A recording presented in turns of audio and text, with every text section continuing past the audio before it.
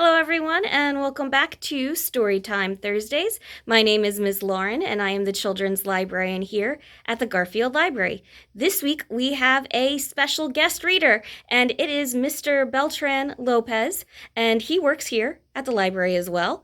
And he's going to be reading you a story today by a local author who actually works at the Englewood Library. So here we go. Here is Mr. Lopez. Good morning. Today we'll be reading Sammy and the Wrecking Ball.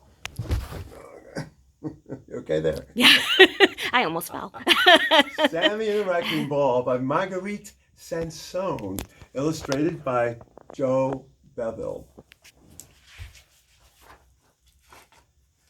Sammy the snake was a slip-sliding soul who whistled a tune with each wiggle and roll. One sunshiny day, he slipped into his den, a cozy wood shack in a warm and grassy glen. He switched on his house lamp and shook off his pack, then slid to the fridge for an afternoon snack. He made some bird muffins, frog crepes, snail fondue, poached gecko, rat burgers, fried worms, and fish stew. Yum, who would want to eat that? Sounds good to me. A bang and a crash. Sammy peeked through the pane, then hissed, and he spotted a ball on a chain. It teetered and tottered about in the air, then headed straight over to Sammy's back stair. "Oh no," Sammy cried, "won't you please stop this minute? You'll wreck my poor shack and his precious things in it." He made for the trees with a suitcase in tow, while his snug little house suffered blow after blow. "Now what?" Sammy moaned. Can a little snake do? I've nowhere to go and no house to tend to." He lowered his head and then rattled his tail past the steep rocky slope to the wide, dusty trail. The wreckage and grit from his crumbled down shack filled the air as the yellow crane followed his track. The ball hovered above him, then plunged to the ground. Sammy quaked in his scales without making a sound. Here's your crane. Soon the dust from the sight made the ball disappear. Sammy lost complete sight of that menacing sphere. He flicked out his tongue and attempted to flee, wriggled over bent cans, and bumped into a tree. Ouch. Sammy slumped to the ground in a serpentine daze, rubbed the lump on his head, and escaped through the haze.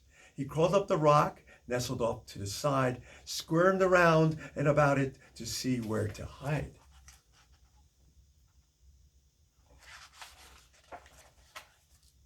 What a grind and a tug. Sammy started to rise, past benches and treetops towards up the skies. He focused his eyes in a reptilian dread. He was perched on the ball with the chain overhead. Ooh. "Oh no," Sammy cried. "I must leave this place now." He spotted a plant hanging from a tree bough. He reached out his tail and clutched it onto the vine, then flew off the ball with a hiss and a whine.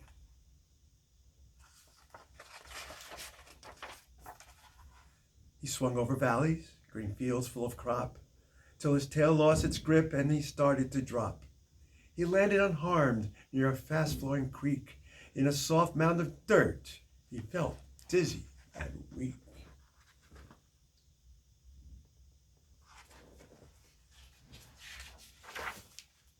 Sammy noticed some broken up logs in a pile, then dragged his tail over and rested a while.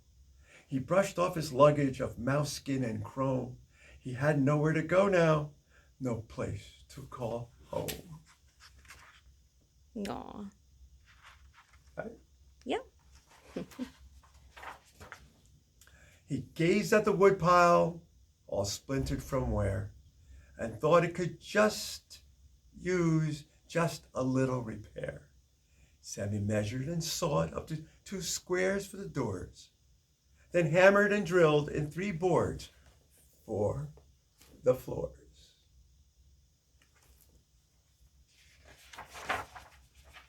He touched up the holes with some slushy creek silt on the roof of the house he so lovingly built. I am safe, Sammy thought, as he slithered in style, far away from that ball in my sturdy log pile. He carved out a sign which he stuck in the grass. Sammy's Nature Reserve, cranes forbidden to pass. Sammy whistled a tune with a wiggle and roll, for once again he was a slip-sliding soul. The end, and here's a picture about the author. You want to read the details? And maybe you too one day can write a good book. Thank you very much. Thank you, Mr. Lopez, and I hope everyone enjoyed that story, and we'll be back again next week. Bye, everyone.